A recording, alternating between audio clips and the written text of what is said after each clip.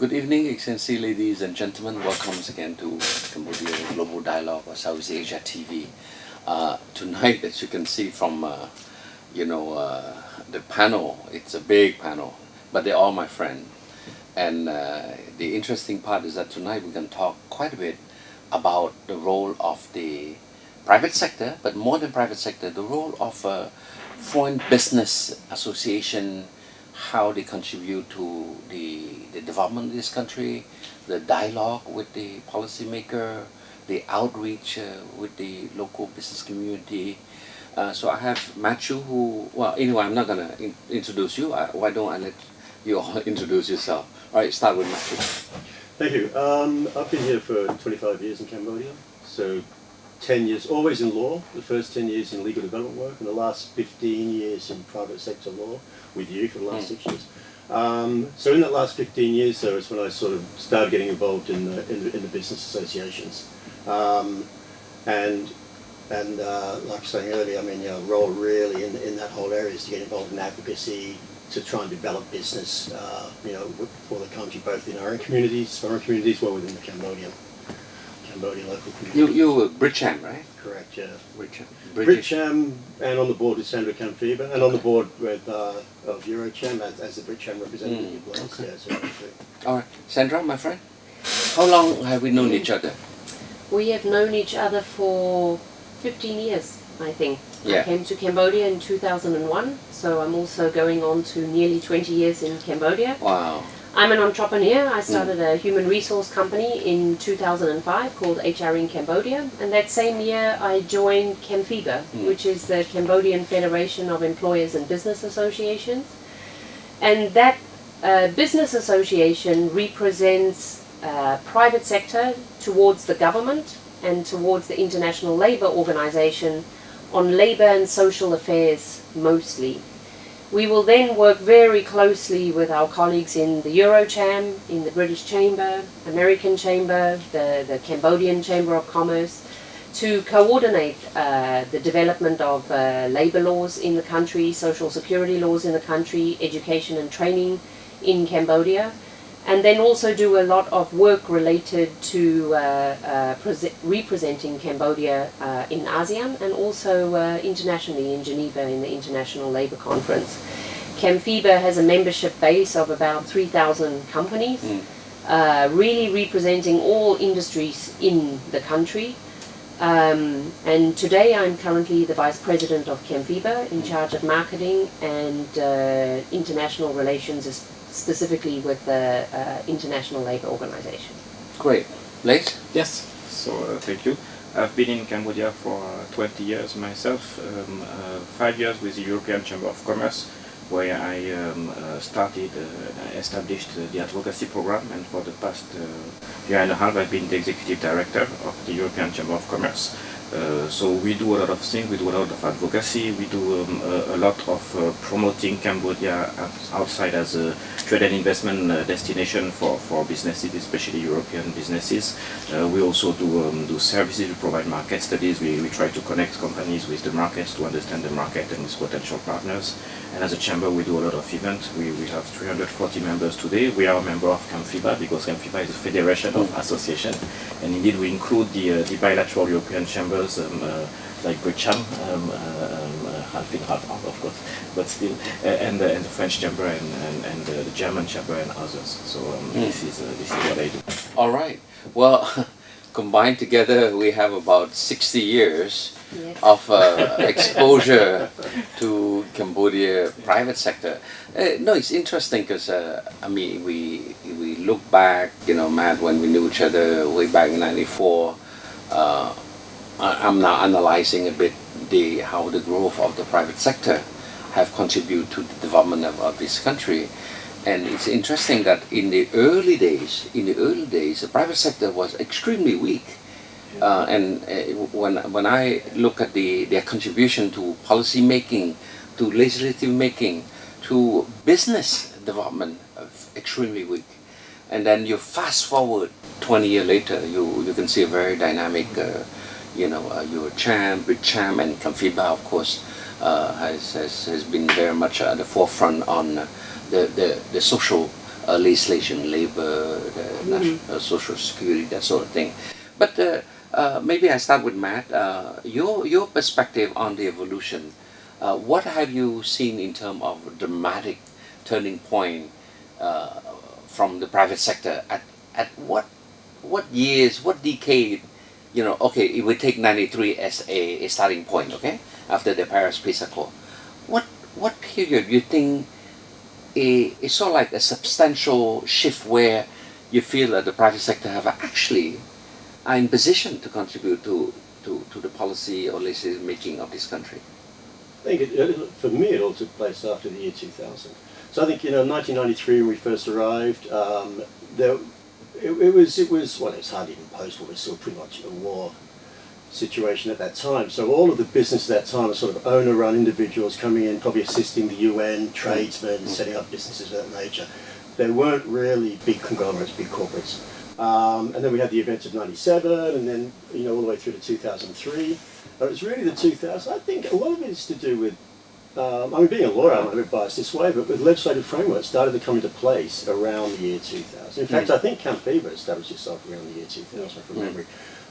So really when we started to get this legislative framework in place, where the big corporates could come in and actually start operating, they needed a framework. And we've seen it bit by bit since then. We've seen it as an industry comes in, the industry will come in first, or think about coming in and the government put the framework in. We've seen it right now with the life insurance, for example. So the industry comes in, they put the legislative framework in place. For me, that all kind of started to happen, I think, just after the year 2000. And when we started to get some substantive laws in place, I think we got some assistance with that. The law depended on where the consultant came from, really, who wrote it.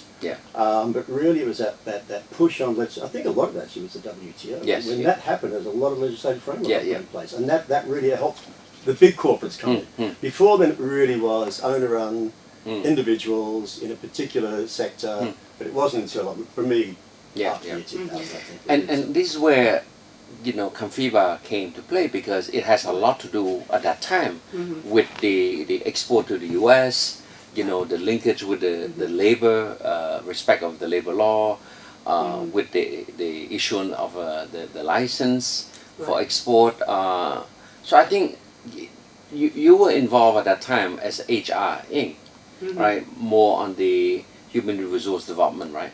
But CAMFEBA, again, at that time was quite a young organization. What motivates the creation of CAMFEBA?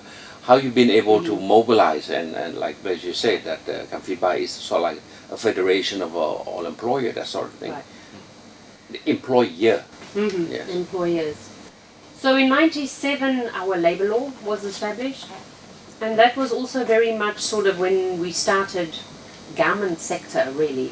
And the garment industry was asked by the Ministry of Commerce to set up an association to be able to coordinate and to also be able to represent the industry overseas and to also bring in new investors into the country.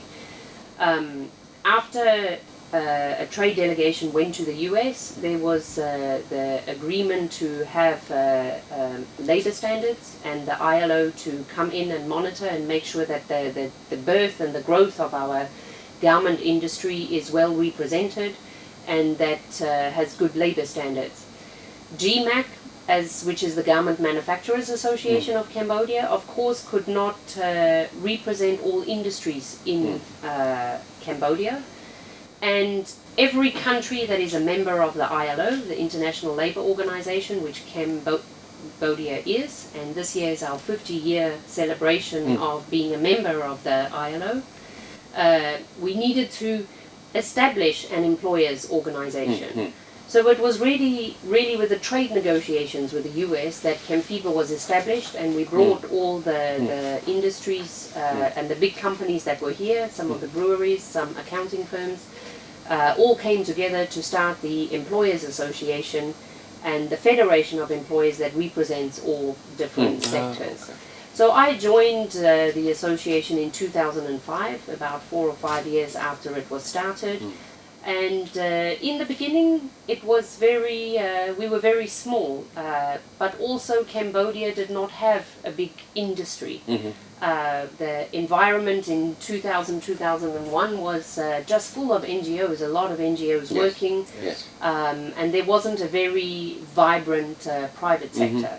But we've seen all of that change. For me, a lot of the change started happening in 2008, 9, 10, especially with the influx of banks coming in. Then you started having all the talent challenges and skills challenges. But CAMFEBA has really been there in the development of all the key framework laws for Cambodia and continue to help coordinate within the country on all those matters. We'll get back on this HR later, but Blaise, it's interesting that Eurocham is probably the last to come in the game because it's European Chamber, right? Yes. What was the genesis of Eurocham? Well, I mean, it's true that initially you had a bilateral chamber, so you had a dynamic French chamber, a German chamber, BritCham has always been here as well, you know.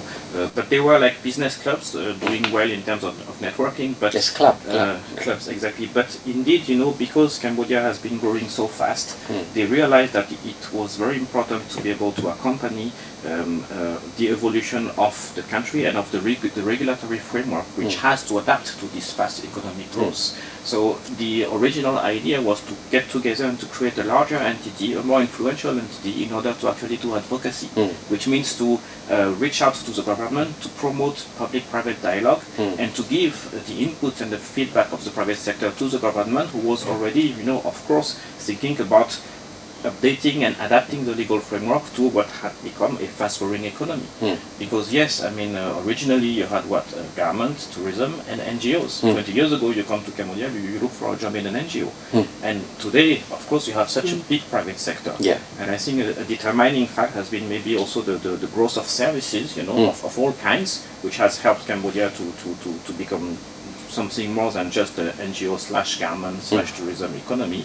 And all of this needs to be accompanied by an efficient legal framework. The government, you know, is willing to continue promoting this growth, and it's very important for the private sector to be able to be part of this as a partner of dialogue. So that was the main motivation for the creation of Eurocham in 2011. So indeed, being the youngest one. Get to the All right, that's good. We're going to take a short break. When we come back, I want to go back to BritCham, since BritCham is probably one of the oldest entity, and what have you done? What sort of a moment of pride that you know you feel that BritCham have really, you know, sort of like set the stage in Cambodia?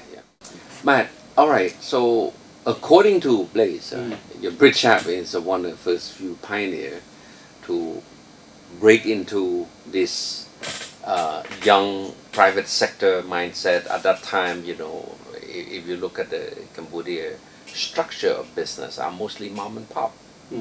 It's quite interesting that I do mentor quite a bit of young family, and every one of them told me that, look, when their parent in 93, when they start, they're mom and pop.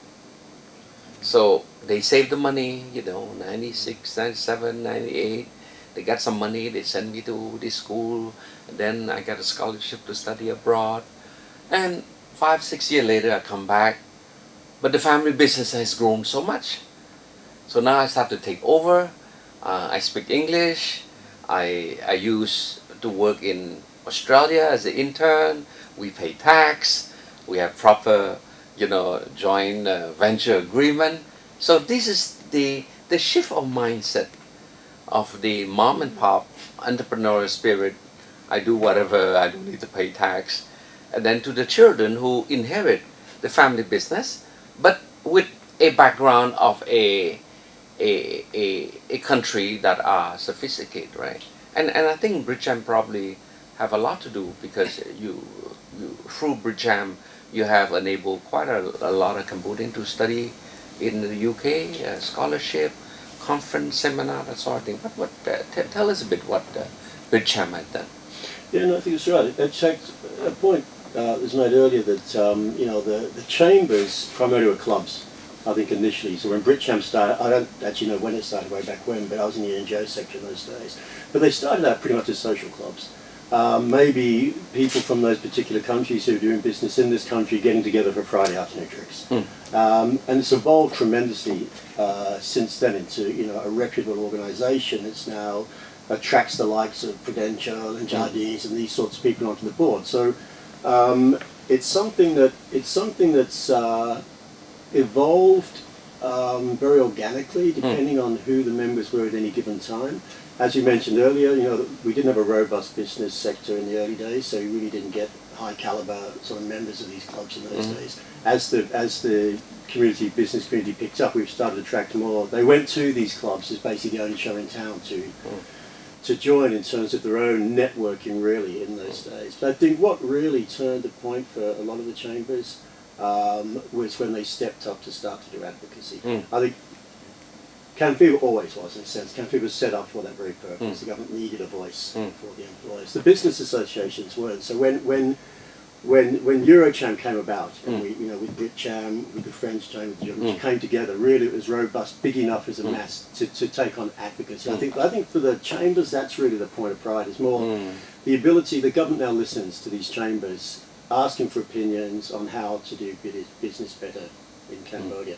And that, I think that really is where they're coming to their own. I'm jumping to Blaise because I want to link on this advocacy because Blaise, you helped start the program on advocacy with Eurocham. What motivates that decision? I mean, I think it's clear. It's important, you know. It's important for the private sector to be able to give input and feedback to the government.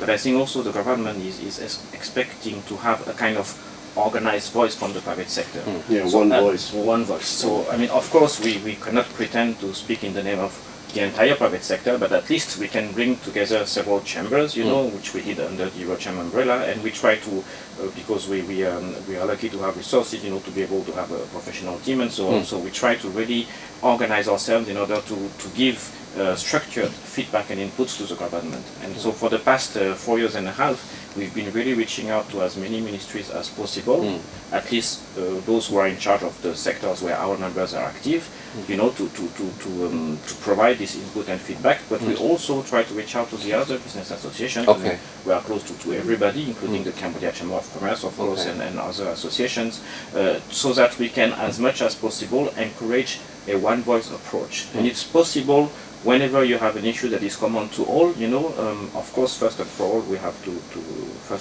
we have to work for our members, but if we can federate and align with other associations, then we come to the government as a one voice, you know, representing the entire private sector. It's very useful to tell the government, you know, this is missing. If you address that point, you can be more competitive. If you address that point, you know, the private sector. Isn't it the one of your flagship output is the white book? It is. So the white book, and by the way, our third white book will be launched next Monday. So in the past, your white book, do you monitor how many of these recommendation was actually taken by government and actually implemented? We more than monitor. We take it to the ministries and we ask to have meetings on it, and we request even written answers. So we have first of all what we call a policy response is not only a yes, because we understand that we may raise a solution, you know, a proposal, but it's about dialogue. So every time there is a decision that is having an impact on what we said, or every time we have an answer, even if it's a motivated no, but there has been a discussion, we consider it to be a policy response. And so the rate of policy responses to our first white book was 60%. To our second white book, it was 60%, but with all the recent reforms that have been announced, you know, for the past quarter, it has raised to 75%, which is huge. But again, it's not always a yes, but it's the level of dialogue, I would say. And now we are launching the next white book on next Monday, so we'll see. But I think it's also about being proactive. You should not expect the government to just pay attention to you. You have to reach out and engage. And there are ways to do that. It's not about, you know, pointing finger. It's really about engaging and trying to find solutions. Which pretty much cut across, right? Because you mentioned the service sector is there. It's a bit a cross-cutting industry why? It's cross-cutting, but it's true that because we do this by collecting input and feedback from our members. It's not Okay. just coming out of Yes. my head, or of the board. Yeah. It's really coming from the members. So we can do this only in the fields where our members are present. Okay. So our white book is focused on a number of sectors, but including tax, which is Yes, of yes. course cross-cutting and so Your on. strength there. Indeed, but for instance HR and so on, but for instance garment, we have few members in garment, so we would more encourage, like for instance GMAC to do it, and we would be ready to support that as well. Okay. Yes. You mentioned GMAC. I have to shift to Sandra because Sandra, I mean, yes, BritCham do a lot of advocacy. Eurocham, you do a broad policy response covering many different sectors, but they're a bit small relative to CAMFEBA, which focus quite a bit with the garment and the footwear. You're talking about what, nearly 1 million people working in that sector, and you know very well how we are now working very hard to try to explain to the European Union the effect on the everything but arm, that we will, if they take any decision, that will affect 800,000 direct worker, probably indirectly a couple more million. So I think CAMFEBA play a big role there, because you're very focused on a few industry, but big industry, labor intensive. How has CAMFEBA over the year helped sort of like coordinate, synergize, structure, advise, dialogue on social issue? Right. So I think actually, if I can just comment, I think the EBA challenge that we have is a really good example in terms of how Blaise was talking about how all business associations were really involved. That had the biggest impact for the garment industry, Garment Manufacturers Association, but it's coming from the European Union. So we did see that the Eurocham was very, very on the forefront, meeting with delegations, issuing statements and letters, and following and lobbying to the highest levels. There, I think the coordination of the different business associations is extremely important. For CAMFEBA as a federation, we have to represent all sectors. So it's the big sectors and the small sectors, including telecom sectors, including education sectors, including hospitality. So really, without representing the majority of sectors, we can't be a federation. When we look at the garment sector itself, a lot of the work around the EBA process was certainly done by the industry association itself, GMAT, with CAMFEBA supporting in the background, as all the business associations did, in issuing letters, in pushing on the key points we wanted to ensure that we keep our trade preferences, and then also meeting with all the delegations that came into the country. We also regularly meet with, when we're requested, with the UNHCR on the human rights issues coming in. So CAMFEBA will really coordinate all of those issues. When we have, for example, a new law coming, being drafted, and I can use the trade union law as an example, where I was negotiating the law, we really get inputs from all the other business associations and directly from businesses on the draft laws. We consolidate those laws. We have meetings with members to streamline a voice and a direction that we want to go in, and then go into negotiations. I think because we have such a rich membership base, when we're working on social security law, we can bring in insurance companies and banking sector to look at how you invest funds, how you draft laws, how you... I think on that one, I would say your organization probably is the only organization that have a harder work, because you have to deal with the employer, you have to deal with the union, the worker, and you have to deal with the government. Right. So basically, it's like now I have to deal with 3 of you. Right. Exactly. No, but it's interesting from the point of view. These 3 stakeholders are not necessarily sharing the same vision on how a particular law, social law, should be, right? As different than a BritCham advice on, in this case, the building code, for example, right? The construction law, that sort of thing. So it's much easier because you basically deal with one counterpart right? Which is the government who draft the law, right? But BritCham have done quite a bit in terms of advising legislation, no?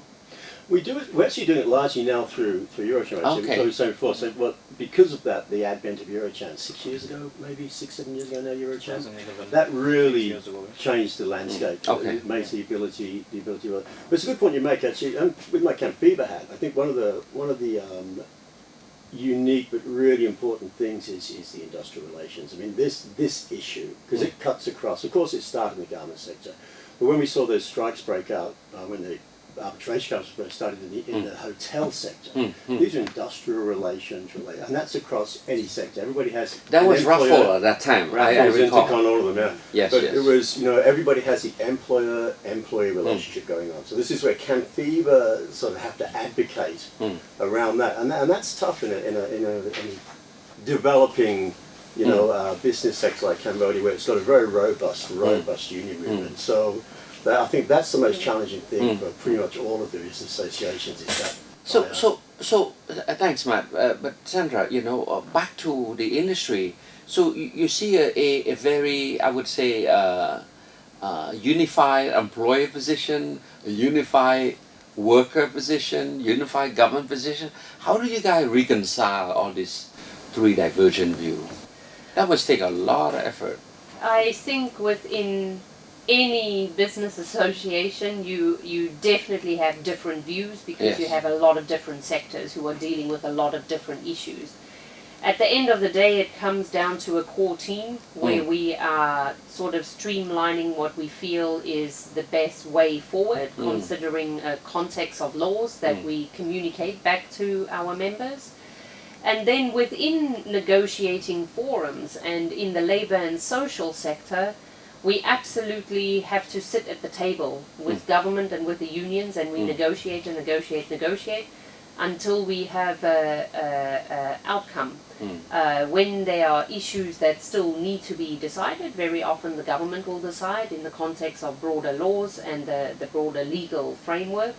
But it's tripartite negotiations for us, and whether it's labour law, social security law, the government gives us these forums where we're all around the table and spend a significant amount of time negotiating, raising points of view, to make sure that laws are flexible and good for our very fast developing economy, and that's very important. Blaise, just on that, right? Because they're dealing with three people, three stakeholders. In your white book, before you reach your government, you have your own internal consultation, right? We do. And then with the recommendation, you go to the government for dialogue, right? Yeah. Okay. We do that. I mean, I think the process is very important. We cover about 9-10 sectors, right? So I mean, we do tax, we do labor, real estate and construction, automotive, green business, healthcare. We cover them every time. We have a way of structure where we consult our members, where we create sectoral committees. Each sectoral committee has elected representatives, and we have to find a common consensual recommendation that everybody would agree. Because once we have identified these ones, we are confident that when we bring it to the government, it represents usually the position of the compliant private sector. Because we know that we have a lot of the positions we are defending which are shared by others as well. This is why we are very confident to bring it. And I mean, you went to our tax forum in Siem Reap. You heard His Excellency Rendall saying that the work that is done by Eurocham is useful for the entire private sector. This is really our ideal position, where we promote ideas that are going to help Cambodia's competitiveness and ease of doing business in general. Blaise, you touch a good point that tell me it's time to stop for one more break, because based on that point you mentioned about Siem Reap, when we come back, I want to talk a bit more how the international chamber like this work with the local and beyond Phnom Penh, because Cambodia is not Phnom Penh. Phnom Penh is not Cambodia. The dynamic effect. Matt, Blaise touched a good point. He mentioned about the tax forum Eurocham organized in Siem Reap, which is great, packed. People want to know what's happening. The government official, the tax department went there, Kumba went there. In fact, he spoke for 2 hours, right? I mean, it's like exciting because you want to hear it straight from the horse's mouth, what he see from his tax reform, which is great. But not every time you have such an opportunity. If it's not for Eurocham, it'd be very difficult to have organized an event like that, right? So the way I see it is like this. As I said in the introduction, that the Cambodian private sector have come a long way. You have I wouldn't say the decline, but I would say the lesser importance of the big, the older family, because they're getting older. But then you see the rise of the younger family. It could be from the old family, but it's their children, more educated, more keen about having a clear business model on doing business, not necessarily afraid of competition from ASEAN or from outside the country. So different dynamics. So they could relate to the work that the association are doing. How do you see, or maybe not how you see, but do you see in now moving forward, association like your association reaching out more to the local Cambodian association? Yeah, no, it's something that issue of it gets back to this one voice issue. It's one voice of the employers, one voice of the business community. I mean, that business community at the moment, when we look at it, we cover a sort of Eurocentric look from Eurocham, BritCham perspective. That's who, Eurocham's made up naturally of European members, and then in BritCham, etc., etc. And even if we interacted with it, it would be with AmCham, it would be with CAMCham, it would be with OzCham. What we really need to start doing, what we started to do the last couple of years, we changed our secretary at BritCham to be Cambodian run, which is interesting. We've been a pawn that's going to come on board because she reached out to the Cambodian community. We started working with the Youth Entrepreneurs Association. And that was an interesting dynamic. That was because they're business, like you mentioned, they're the youth that have basically taken over the parents' businesses, and they've gone into different sectors. Franchising is an interesting one. Franchising hotels. So this has taken them outside of Phnom Penh. This has taken them up to Siem Reap and places like this. So we started working a lot with YEAC, and doing events in Siem Reap for that very reason. So a lot of their members were based up there. So this one voice thing, we needed to make it one voice being everyone in the business sector. But actually even goes beyond that, because another thing we've really got to try, and we haven't made too much headway on, we need to, is it also includes the non-European, non-Anglo, so, what are the Japanese doing? What are the Koreans doing? I mean, how do we, because they're part of this dynamic, and when we speak to the business, we don't really, it'd be interesting to see what their views are on some of these issues we raise. But certainly I think we've made headway on the Cambodian side. I think, and Blaise can speak about Eurocham, it's a big thing for us now. Big thing for us now. It's very true, because we have always tried to reach out to those local associations. We have an MOU with the Cambodia Chamber of Commerce. We launch our white book next week, actually on the panel to launch it. We have the government, Excellency Sok Siphana. We have a board member of the Japanese Business Association. We have the chairman of the Young Entrepreneur Association and the chairman of Eurocham.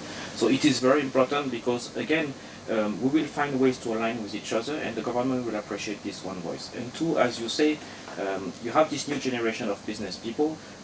They also have an interest in compliance, because the real issue, more and more, as regulations are being built, as laws are being written, as the whole thing is being adapted to the Cambodian economy, the real issue in the end will be whether everybody is playing by the book or not. That's the real issue. It's compliance.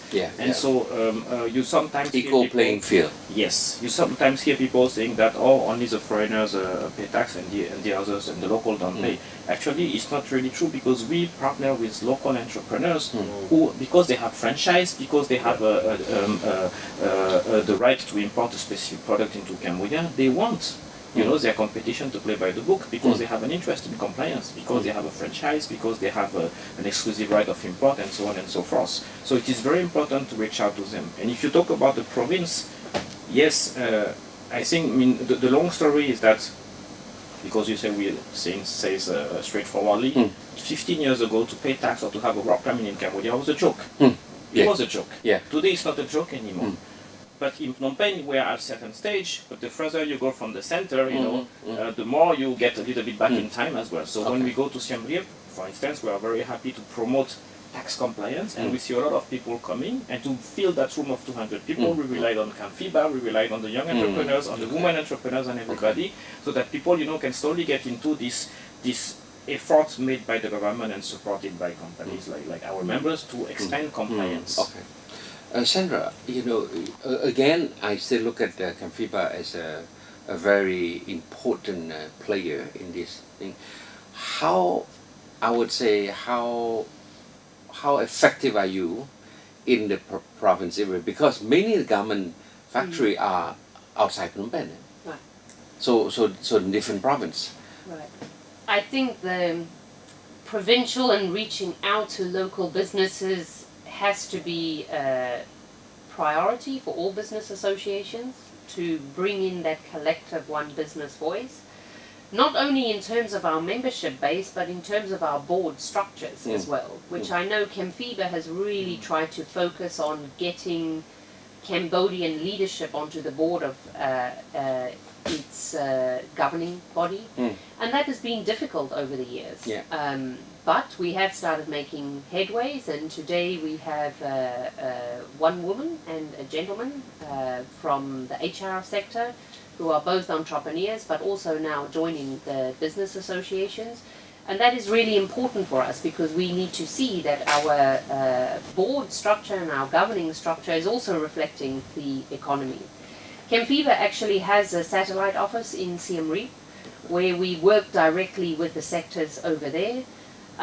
We work directly with businesses in Sihanoukville and other provinces, but we don't have offices in those areas, primarily because we don't have budget to do that. Okay. But certainly board members will travel and participate in events when they are needed. Our services, though, reach across the country. We will help members all over the country with labour disputes, with understanding how to implement the labour law or social laws and understand what is coming.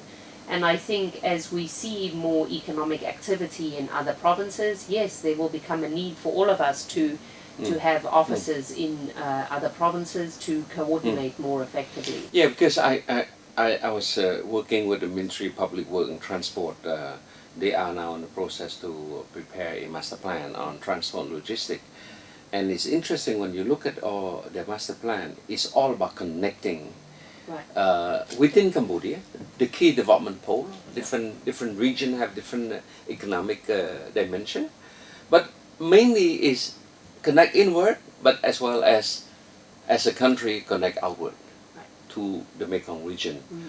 ACMEC now, for example, this year our Prime Minister Sandra is chairing the ACMEC. ACMEC is a development strategy of the three rivers in the Mekong region. The A stands for Ayeyarwady, which is in Myanmar. The C is Chao Phraya in Thailand, and then the M is Mekong, which is covering Cambodia, Laos, and Vietnam. But all this is part of an integral, sort of like a sub-regional development framework. The Mekong region is now sort of like the darling of the major development partner because it's a source of growth. It's not a source of growth, right? So we have the Mekong with Japan, Mekong with China, Mekong with US, with India, Republic of Korea. So I think ultimately we cannot look at the private sector as only in Phnom Penh or in Siem Reap for that matter. It's other area. Battambang, a granary of Asia, Mondulkiri, Ratnakiri as the rubber area, that sort of thing, right? So I think I'm quite excited about the prospect, the role of an international, no more club now because you all have your charter and everything, but you come a long way. Anyway, we're almost at the end of the show, but I want to give you a few minutes. Just what do you want to leave behind in terms of message for the audience from your perspective as BritCham? What do you see in the future? I think one of the points that you touched on so much was the purpose of business chambers is this business matching thing. So for the as we reach out to the Cambodian community, they're now at a situation where they can start getting joint ventures, attracting partnerships. The chambers are really a place for them to go if they're looking to partner with these international players coming into Cambodia. So I think that's something I think is not that quite well appreciated and known by the local community. So for us to interact more, because we're looking for partners, our clients are looking for local partners, and these really are forums that can be used at. So I think the message I'd like to send out is to the Cambodian business community to realise that and sort of start to engage with the chambers more for their own benefit, for that purpose, which is something really I don't think is that well known about the foreign chambers here. So that's a good point. instill that sense that look, we have some value add more than just There's advocacy. opportunities, It's about opportunities business for business, opportunity, absolutely. linking Absolutely. up there, We right? can help do that. Absolutely. Yeah. Right. So that could be one of the something to look forward to from BritCham Yes, to perspective. develop that side of Well, yeah. look, let's be real. After Brexit, I mean, the UK is free to That's negotiate right. on their own, right? Right. So let's make sure we have a piece of the post-Brexit pie with the British. Yeah, do it through BritCham. Exactly. All right. Sandra? I want to encourage people to be more involved in business associations, and particularly in CAMFEBA, because our issues are cross-cutting. And I would really like to see more young Cambodian leadership involved in these business associations and leading and talking at these key platforms, both in Cambodia, regionally and internationally, where we really go and represent Cambodia. As a foreigner, I'm very fortunate and very grateful to be able to do that for Cambodia, for the business community. But for me, a legacy would be having more Cambodian involvement, where we can have Cambodian speakers and leaders leading and championing very difficult issues, from child labor to skills development to education and training. It's very important that young business leaders contribute back to society. All right. Blaise? Well, I mean, a little bit also to echo that. I think all the things we are doing, actually, I would like to see down the road, how many years from now, the Cambodia Chamber of Commerce playing fully its role doing all these things. They have branches in the provinces, they are the official chamber. They could federate so many members. They need to further structure themselves. They need the governance, need to develop, and so on and so forth. But ultimately, this is what should be the case. To have this strong, national chamber with provincial branches playing this role and all of us supporting it. But I think that for the moment we are somehow all, playing a role that ultimately should be theirs. Should be subsumed. Yes. Into national. But I think, to be fair to them, I mean, I know most of the gentlemen for all years in Cambodia, language is an issue for them. That's why. Yeah, they will build. I mean, it's all about, if I look at Eurocham, 8 years ago and even 5 years ago and today, we all improve, we all develop. So ultimately, if you look at France, there are this CCI, this network of French chamber. I mean, it's huge, it's worldwide, it's nationwide. It should be an ultimate goal, so that you have a local institution which is strong and professional enough to play this role. I'm not saying it's today, but I think it should be the ultimate objective, so that Cambodia has their own national chamber playing that But do you role. think that I mean, the fact that these are foreign chambers, Yes. do you think that the Cambodians then perceive it as, well, it's not really our chamber? I mean, Eurocham should be run by Europeans, Auscham should be run by Australians, and BritCham should be run by Brits. I mean, I think the foreign chambers will always have a role to play, especially in a country that is so connected to export and welcoming FDI. I mean, the rate of FDI to GDP is huge. The exports are important, but I think it's important to have also a local business community that is well organized and strong, and we will continue to work with them as we already do.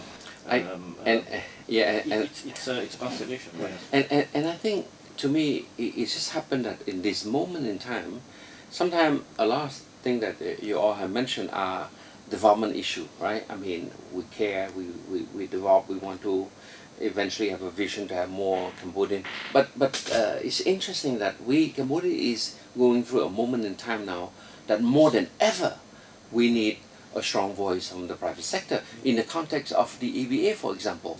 Individually, you can never make any impact. But as federation, as a association of employer, who work with the union, because labor is an issue with the EPA, so you can tell a lot what you're doing, right? Yeah. So this is something I would say, don't underestimate the power of your collectivity in terms of caring for the local stakeholder who have no voice. And my pitch, when I go to meet the European Union EBA discussion, I always say that we're here, you know, trying to represent the voice of the no voice, which is the 800,000 workers who will be affected by whatever decision the European Union will take, right? If they don't suspend, they will have the prosperity going on, you know, have some money saved, sent to their father, their mother in the countryside. If you suspend the trade preference, you will see a dramatic drop below the poverty line, that sort of thing, you know. And to me, it's a big burden. It's a big burden to I would say, That's to feel. what we have been saying for the Yeah. last year in this altogether. But anyway, we're coming to the end of the show, and for me, 45 minutes was never enough for 1-to-1. Imagine 1-to-3. But thank you so much for coming, Thank you so Matt. much. Thank you, Welcome. Sandra. Blaise Siphana. Yeah, Blaise. So I hope I will see you much sooner than 20 years later. Okay. All right. Good. Thank you very much. Thank you. Okay. So yeah, done. That was fast. Done.